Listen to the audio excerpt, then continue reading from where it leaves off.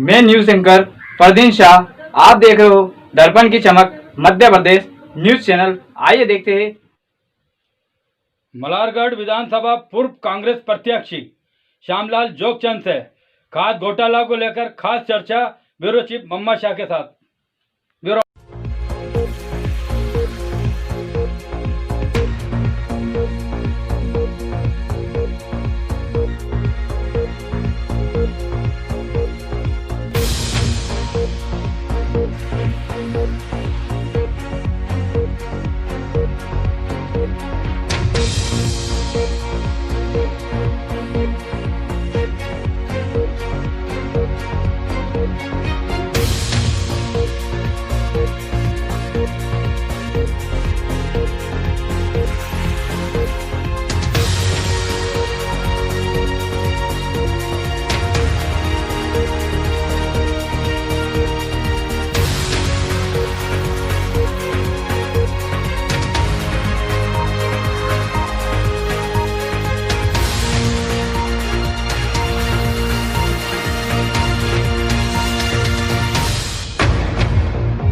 Sir, खाद घोटाले को लेकर क्या कहना आपका? मध्य प्रदेश में भारतीय जनता पार्टी की सरकार है और आप हम सब जानते हैं कि जब हमारे प्रदेश में कमलनाथ जी की जो जनता ने जो चुनकर जो सरकार बनाई थी, वो सरकार घोटालों को उजागर कर रही थी, भ्रष्टाचार मुक्त कर रही थी।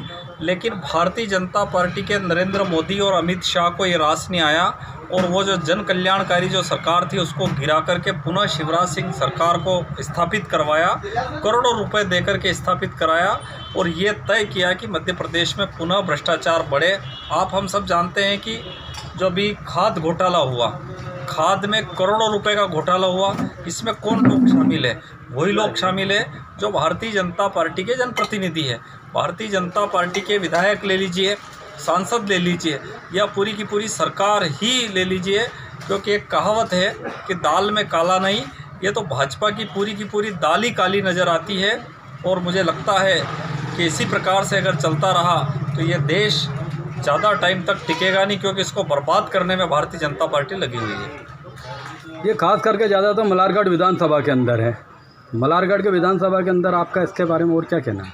मल्हारगढ़ विधानसभा क्षेत्र में आप हम देखते हैं कि जितने गुंडे थे, जितने मवाली थे, वो सब के सब लोग जनप्रतिनिधि बन गए और ऐसे गुंडे मवाली हावी हो गए हैं और लगातार ऐसे कृत्य करते रहते हैं। उनके जनप्रतिनिधियों से तगड़े संबंध है और वो लगातार किसानों, गरीबों, मजदूरों को प्रताड़ित करते रहते हैं। लेकिन जनप्रतिनिधि इसलिए मौन रहते हैं क्योंकि जनप्रतिनिधि भारतीय जनता पार्टी के जो लोग हैं वो उनको एक ही काम है कि चुनाव में पैसा बांटो, कहीं बैठने जाओ तो 10,000 रुपये दो। इससे अगर उनका काम चल रहा हो तो वो ऐसे घोटाले क्यों नहीं करेंगे?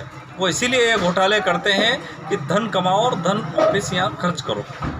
कांग्रेस का भी परसों के दिन धरना था सर, 19 तारीख को पेट्रोल, डीजल, रसोई गैस के बारे में था, लेकिन इतना बड़ा घोटाला जो हुआ इसके बारे में कहीं कुछ आवाज़ दिखाई नहीं थी। वो देशव्यापी धरना था।